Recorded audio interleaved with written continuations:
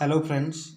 आइए आज हम द लास्ट चाइल्ड के अगले पैराग्राफ का हिंदी जो मैं एक्सप्लेन करने जा रहा हूँ,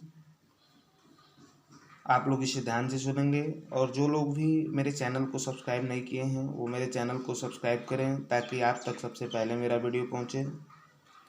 आइए हम नेक्स्ट पैराग्राफ की हिंदी को मैं आज इस वीडियो में मैं अपलोड कर रहा हूँ, बता रहा हूँ, ध्यान से आप देखेंगे। A snack charmer stood playing a flute to a snake which coiled itself in a basket, its head raised to a graceful bend like the snake of swan, while the music stole in its visible ear like the gentle rippling of an invisible waterfall. The child went toward the snake charmer, but knowing his parent had forbidden him to hear such coarse music as a snake charmer played, he proceeded further.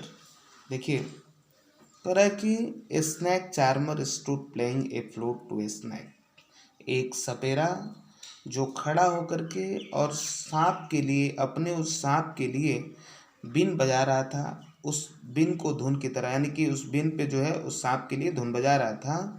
Which coiled itself in a basket, और जो सांप जो है कुंडली बना करके और एक टोकरी में क्या किया था, अपने आप को समाहित किया हुआ था, बैठा हुआ था। और कह रहा कि its head raised in a graceful bend like the neck of स्वान।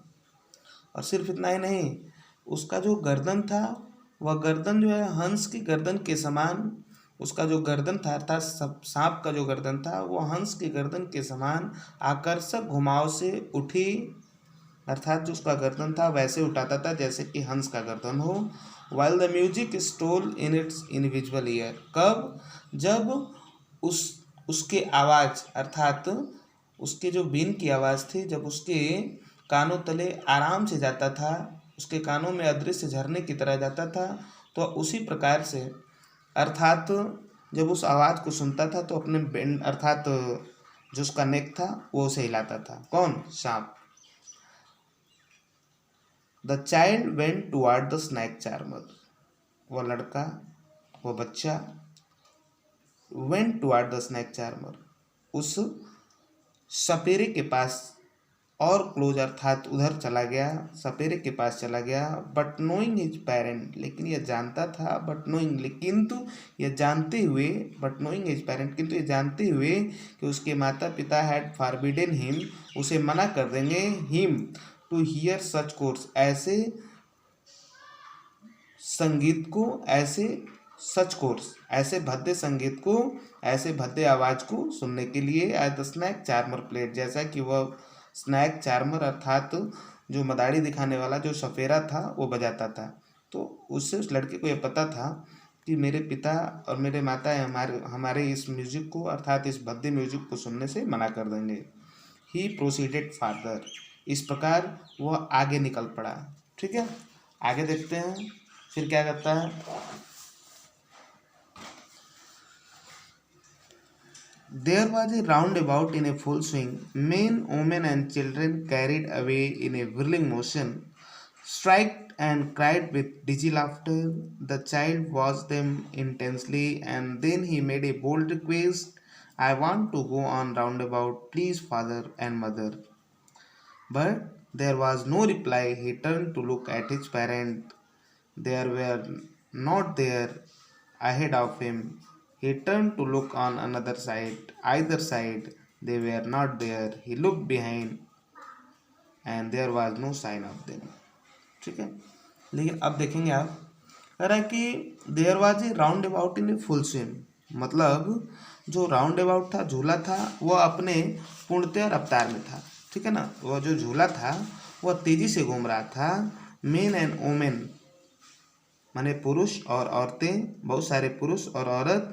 देखिए यहाँ पे मेन एंड वोमेन का मतलब हो गया प्लूरल है, मेन एंड वोमेन, बहुत से औरत और पुरुष जो हैं, एंड चिल्ड्रन, बच्चे, कैरिड अवे इन व्हिर्लिंग मोशन, उस घुमावदार गति से उस पे, उस झूले पे जो है झूल रहे थे।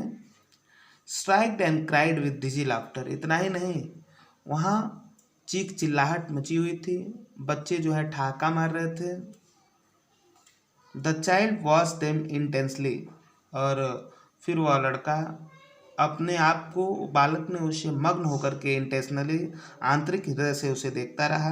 Then he made a bold request, तब उसने साहस भरी एक निवेदन किया। I want to go on the roundabout, कि मैं झूले पे जाना चाहता हूँ, प्लीज फादर एंड मदर, कृपया मेरे पिताजी माताजी। लेकिन देयर वॉज नो रिप्लाई, कह रहा देयर वॉज नो रिप्लाई, लेकिन उनके माता और पिता की तरफ से इतना कुछ कहने के बाद भी कोई उत्तर नहीं था, यानी कि लड़के के लिए कोई जो है उत्तर नहीं था। There was no reply, he turn to look at his parent, फिर he turn to look at his parent, फिर क्या करता है, तुरंत जो है वह अपने माता पिता को देखने के लिए मुड़ा। दे वेयर नॉट देयर, लेकिन वे वहाँ नहीं थे। उसके बाद क्या करता है, अहेड ऑफ हिम, और न ही उसके आगे थे। समझ में आ रहा है। अब क्या करता है वो, he turn to look on either side, दूसरी तरफ इधर उधर देखता है। दे वेयर नॉट देयर, वे भी, फिर भी वहाँ वे नहीं थे। ही लुक बिहाइंड, फिर उसके बाद पीछे देखा, लेकिन there was no sign of them, वहाँ भी उनका कोई जो है संकेत नहीं था, कोई चिन्ह नहीं था, मतलब वहाँ से भी वे, उसके माता पिता गायब हो गए थे। ठीक है, अब देखिए, तरह की a full deep cry rose within his dry throat, with the sudden jerk of his body he ran from where he stood, crying in real fear, mother and father.